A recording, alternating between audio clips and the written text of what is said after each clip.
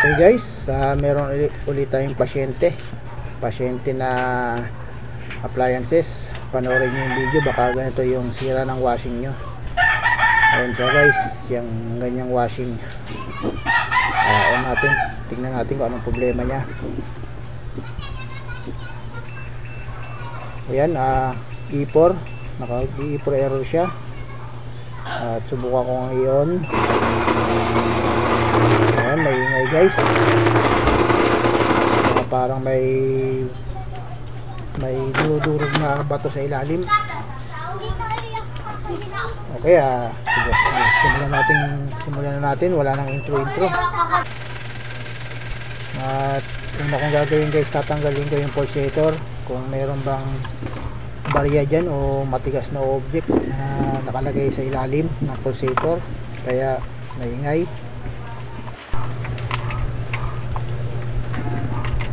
Ayan, natanggal na natin. Ayan guys, so far wala namang tayong nakitang object na matigas dyan na nakabara. Okay naman, malinis. At yun, paandarin ko ulit siya ng may tubig. Okay naman yung shafting. Napansin ko lang sa pulsator medyo maluwag. At yan, testing ko ulit na may tubig.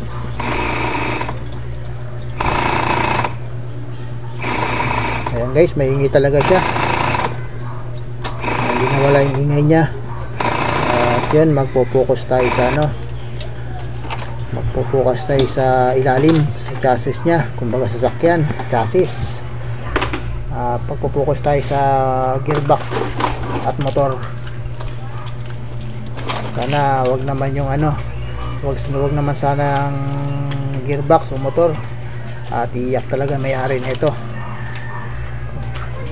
Ayun guys, may napansin na akong problema nya, which is hindi normal. Yung belt nya lumabas sa may pulley ng motor. Yan guys, yan yung yung drive belt, lumabas sa pulley ng motor. Malamang sana yan ang problema nya. Ang gagawin natin guys ay ibabalik natin at testing ulit natin, pero yung bolt nya kailangan na rin palitan kasi meron na rin mga lamat, at may mga lamat na rin yung belt nya. At gawin muna natin, testing muna natin kung mawala ba talaga mawawala yung ingay nya. Ayan, ganyan siya guys. Malambot naman, hindi siya matigas. Okay guys,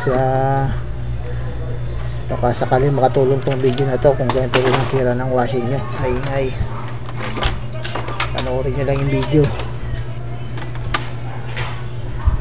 Ayan, tinayo ko na. At subukan natin i-testing ng naka-sequence yung operation nya. Ayan. At para makita din natin kung mayroon pang ibang problema.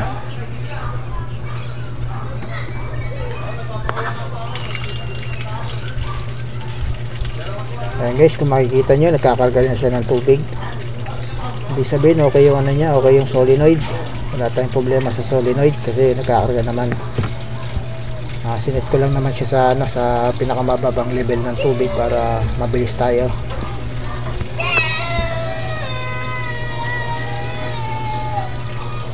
Okay, tuloy ang testing.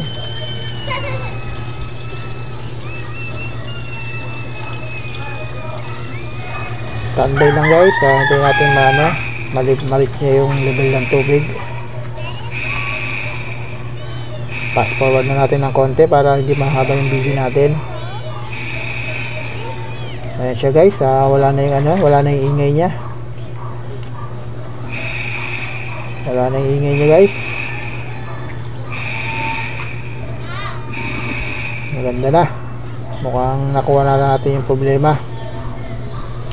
Ang gagawin ko, ibabalik ko yung pulsator. Testing uli natin ng may pulsator. Naka-post lang naman yan.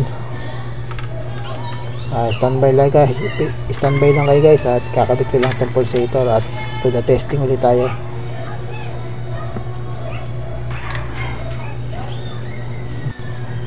Yan, nakabitan natin at testing ulit natin.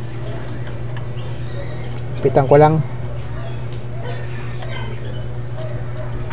Medyo malawag pa kasi. Medyo malawag na kasi yung tornilyo kanina. Kaya napansin ko malawag, kaya yung tornilyo pala medyo lumawag na rin. Ayan na siya guys. Normal na siya, hindi na siya maingay. At sunod nating magka-final test tayo, lalagyan natin siya ng load. Ayan, fast forward ulit tayo guys. Nag-drain na siya. Nasa stage na siya ng rinsing. Dapat ito mag-dryer, mag-spin. Okay naman, nag-spin na siya guys. Okay, final test natin na ito. Lalagyan natin ng load. Lagyan natin ng damit. Ayan, lalagyan natin ng damit. Final test para walang back job. Okay, fast forward ulit tayo guys. Ayan, nag-washing na siya. Ayan, okay na. Dapat ito mag-dryer, mag-spin.